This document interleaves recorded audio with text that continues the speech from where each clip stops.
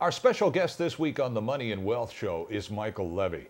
And Michael, I want to talk about the prediction by the Conference Board of Canada recently that says British Columbia is going to do better than all the other Canadian jurisdictions in 2010, more than just with the anticipated Olympic bump.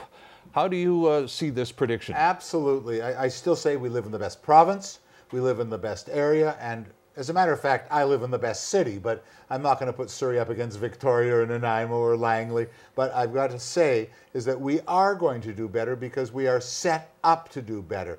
All of the criticism against the government, and I am not a politico, particularly when I look economically, but this government has set up better than most any in Canada. So when the recovery comes, we're in a position to take advantage. Low tax regime, the fact that we are the gateway to the Pacific and have made ourselves that way. Sure. The fact that 50% of our exports are now outside of the U.S. here in British Columbia.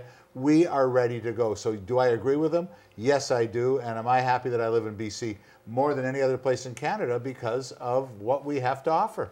Michael, I'd like to get your thoughts by way of a parting shot here on regulations. The President of the United States is indicating a desire to return to a regulatory climate that existed 10, 12 years ago. A lot of people point to the collapse of the economy and the malaise the global economy is in.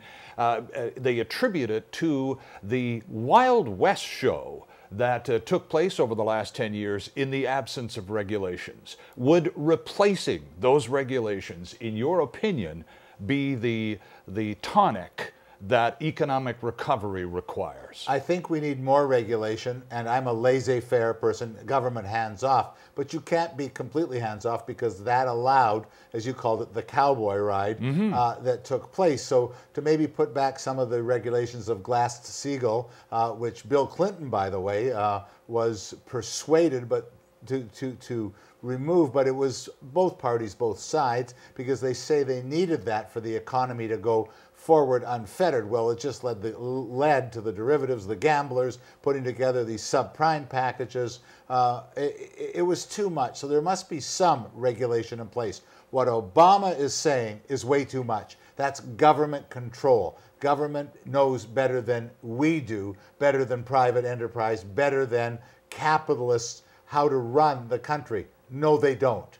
To have some regulation in place, absolutely. To have what the United States and particularly the president and his people are putting forth, way too much. But some regulation, very quickly, might inspire a greater level of confidence economy-wide that would also be a benefit. Oh, no doubt that they lost that. Where we didn't lose it in Canada, and just take a look at the difference. Canada to the U.S. today, because we had regulations in place. Our thanks to Michael Levy for joining us this weekend here on the Money and Wealth Show. We look forward to your appearances at the Money Expo shows around British Columbia in the days ahead, Michael. Thanks so much for your time today. It's a pleasure to talk to you. Appreciate seeing you, Stirling.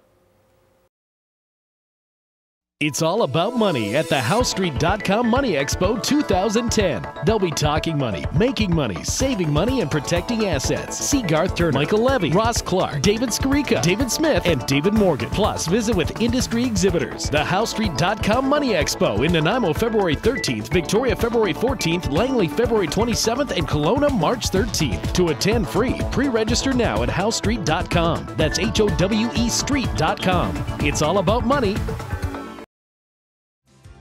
Tax Tips with David Ingram. Claiming your car for business, well, that's a good idea. But you know, buying the car makes a lot more sense than leasing the car. It does. The tax deductions are better. But what you've really got to do is worry about that expensive car. Buy yourself a $100,000 Mercedes or something, only about $30,000 of it's deductible. So be careful what you buy if you're going to use your car for business purposes. You want a car that qualifies so that 100% of it can become deductible. None of this business where you got a $100,000 car so you're paying tax on the $70,000 value. You know, lower your levels a little bit. Drive something that makes sense and is tax deductible. That's a tax tip.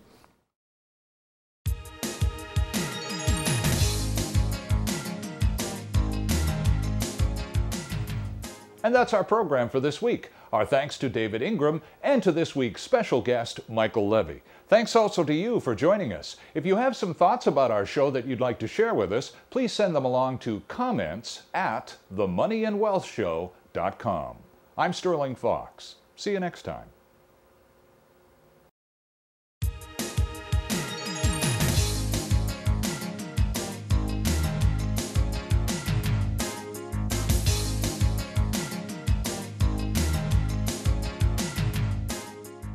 Comments made on the preceding paid commercial program are an expression of opinion only and should not be construed in any manner whatsoever as recommendations to buy or sell any financial instrument at any time.